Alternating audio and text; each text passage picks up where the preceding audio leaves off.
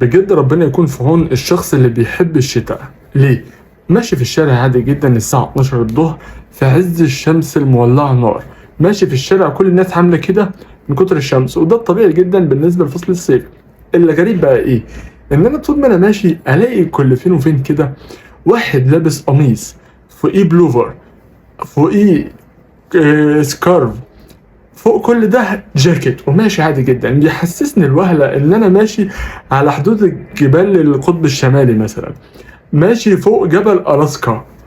في ايه؟ احنا ماشي لابس تي شيرت عايز اخلعه شعريان بسبب الجو الحر ده، والناس دول ماشيين عادي. اللي هو الفكره ان انا حتى بحاول احس ان هم متضايقين، لا هم ماشيين مبتسمين. فهم عندهم حاله انكار رهيبه ان احنا مش في الصيف ومش في الحر، وان هم لسه مستمتعين بالاجواء الشتويه اللي هي اصلا مش موجوده. عارف انت بالظبط زي ايه؟ لما يكون واحد مرتبط بواحده ويخزوقها ويخلع، هي بتبقى عندها حاله انكار ان هو لا لسه بيحبها وهيرجع لها والكلام ده كله. فبجد بجد ربنا يكون في عون الناس اللي هم بيحبوا الشتاء.